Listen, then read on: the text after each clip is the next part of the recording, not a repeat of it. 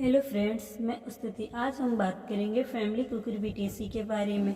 सबसे पहले हम इसके डिस्ट्रीब्यूशन के बारे में बात करेंगे। तो जो कुकुरबिटेसी फैमिली है उसमें 100 जेंट्रा और 850 स्पीसीज पाए जाते हैं। कुकुरबिटेसी फैमिली का जो प्लांट है वो ट्रॉपिकल और सब ट्रॉपिकल रीजन में पाए जाते हैं, लेकिन जो हमारा इंडिया में इस फैमिली के प्लांट को कल्टीवेट किया जाता है इसके फ्रूट को खाने के लिए। इसका एग्जाम्पल होगा वाटरमेलन, मेलन, कुकुम्बर और पंपकिन। हैबिट के बारे में बात करेंगे। तो जो कुकुरबिटेसी फैमिली है ये एनुअल और पेरिनियल हर्ब होता है और ये ट्रेंड्रिल के द्वारा क्लाइंबिंग करता है। अब हम इसके वेजिटेटिव कैरेक्टर के बारे में बात करेंगे। तो जो फैमिली कुकुरबिटेसी है इसका रूट जो होता है वो टैप और ब्रांच्ड रूट पाया जाता है। टैप रूट का मतलब ये हुआ जो रूट रेडिकल से निकलता है उसे हम टैप रूट कहते हैं। और ब्रांच रूट का मतलब आप लोग समझ ही रहे हैं कि मतलब जो रूट होगा वो ब्रांच होगा उसमें। और स्टेम के बारे में हम बात करेंगे। तो जो कुकुरबिटेसी फैमिली है उसका स्टेम हर्बेसियस होता है, क्लाइंबिंग होता है, हॉलो होता है और ये 5 एंगल्ड होता है और ग्लैब्रस या हेयरी होता है। तो जो स्टेम होता है हर्बेसियस का मतलब ये हुआ जो इसका स्टेम है वो बहुत ही वीक होगा। क्लाइंबिंग मतलब वो क्लाइंब करेगा और हॉलो जो उसका स्टेम है वो खोखला होगा और ये 5 एंगल्ड होगा। और ग्लैब्रस का मतलब ये हुआ उसका जो सरफेस है वो हेयर लाइक उस पर प्रोजेक्शन पाए जाएंगे। अब हम इसके लीव्स के बारे में बात करेंगे। तो जो कुकुरबिटेसी फैमिली है उसका जो लीफ है वो सिंपल होगा और मोस्ट केसेस में परमिटली लोब्ड होगा और जो इसमें स्टेंड्रिल होगा वो सिंपल होगा, ब्रांच होगा और ट्विस्टेड होगा राइट और लेफ्ट डिफरेंट पॉइंट में अलोंग देयर एक्सिस के द्वारा। अब हम बात करेंगे इसके इन्फ्लोरेसेंस के बारे में। तो जो कुकुरबिटेसी फैमिली है इसमें साइमोस टाइप का इन्फ्लोरेसेंस पाया जाता है और सेलेटरी, एक्सिलरी और मोर रेयरली रेसिमोस टाइप का मतलब ये हुआ जो फ्लावर का ये मेन एक्सिस है इस पे फ्लावर का डेवलपमेंट हो जाएगा और जो फ्लावर होगा वो इक्रोपिटल मैनर में लगे होंगे। इसी को हम साइमोस टाइप का इन्फ्लोरेसेंस कहते हैं। अब हम इसके फ्लावर के बारे में बात करेंगे। तो जो कुकुरबिटेसी फैमिली है ये यूनिसेक्सुअल होता है, लेकिन ये रेयरली बाइसेक्सुअल होता है। यूनिसेक्सुअल का मतलब ये हुआ कि प्लांट में या तो मेल होगा या तो फीमेल होगा और बाइसेक्सुअल का मतलब ये होगा जो प्लांट है उसमें मेल पार्ट और फीमेल पार्ट दोनों प्रेजेंट होगा एंड आइदर मोनोसियस और डायोसियस, या मोनोसियस होगा या तो डायोसियस होगा। और जो फ्लावर होगा एक्टिनोमॉर्फिक होगा। एक्टिनोमॉर्फिक का मतलब ये हुआ किसी भी हम फ्लावर को कहीं से भी इसको 2 बराबर भागों में बांट सकते हैं। मीन्स इसका मतलब ये हुआ इसमें रेडियल सिमेट्री पाया जाएगा। और जो फ्लावर होगा वो इपीगाइनस होगा। इपीगाइनस का मतलब ये हुआ कि जो फ्रूट का चारों पार्ट है वो ओवरी के ऊपर से निकलेगा और जो फ्लावर होगा वो पेंटामेरस होगा। पेंटामेरस फ्लावर का मतलब ये होगा जो कैलिक्स और कोरोला है उसकी संख्या 5-5 होंगी और ट्राई कार्पेलरी पिस्टिलिस में पाया जाएगा और जो पिस्टिल होगा उसकी संख्या 3 होगी और स्टामेन यूनाइट होगा पेयर में। इसके फ्लावर के बारे में बात करेंगे। तो जो कुकुरबिटेसी फैमिली है उसका फ्लावर यूनिसेक्सुअल होता है और रेयरली बाइसेक्सुअल होता है। यूनिसेक्सुअल का मतलब ये होगा जो प्लांट होगा उसमें या तो मेल होगा या तो फीमेल होगा। लेकिन बाइसेक्सुअल का मतलब ये हुआ कि फ्लावर में मेल पार्ट और फीमेल पार्ट दोनों प्रेजेंट होगा और जो ओवरी होगा उसमें ट्राई कार्पेलरी होगा और ये फ्लावर एक्टिनोमॉर्फिक होगा और इपीगाइनस होगा। एक्टिनोमॉर्फिक का मतलब ये हुआ कि किसी भी फ्लावर को हम कहीं से भी काटेंगे तो ये 2 बराबर भागों में कट जाएगा।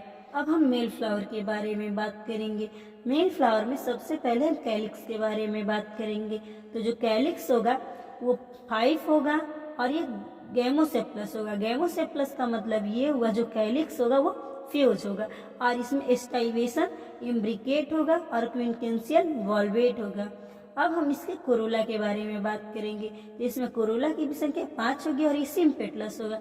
सिम्पेटलस का मतलब ये हुआ जो कोरोला में 5 पेटल है वो 5 पेटल फ्यूज होंगे और फ्री होगा और वॉल्वेट और इम्ब्रिकेट एस्टाइवेशन पाए जाएंगे। अब हम एंड्रोशियम के बारे में बात करेंगे। तो जो कुकुरबिटेसी फैमिली है उसमें एंड्रोशियम की संख्या 5 होती है। Means stamen usually 5 extrorse each other and one another cell but usually can not in pair. और जो स्टैमेन होता है वो पेयर में नहीं होता है, so that the only one remain free, और एक जो होगा वो फ्री होगा। अब हम फीमेल फ्लावर के बारे में बात करेंगे। तो जो फीमेल फ्लावर है वो सेम मेल फ्लावर के जैसे ही होता है। जो कैलिक्स इसमें भी 5 होगा और उसमें भी 5 होगा। अब हम कोरोला के बारे में बात करेंगे।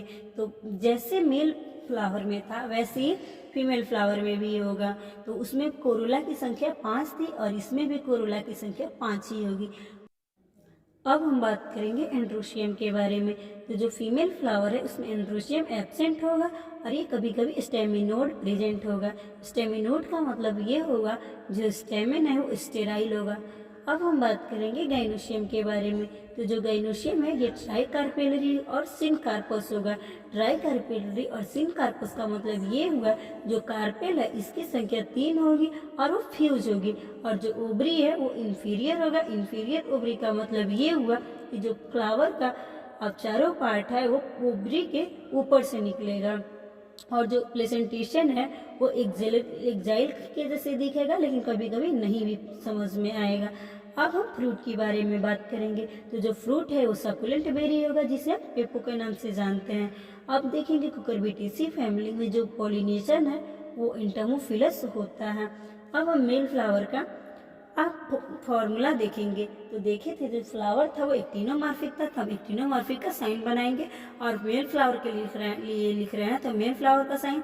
और कैलिक्स देखे थे कि 5 था लेकिन ये गैमो से प्लस था, तो इसे हम कोष्ट में लिखेंगे। और जो कोरोला है उसकी संख्या भी 5 थी और गैमो पेटलस थी, तो हम इसको फ्यूज के जैसे मतलब कोष्ट में लिखेंगे।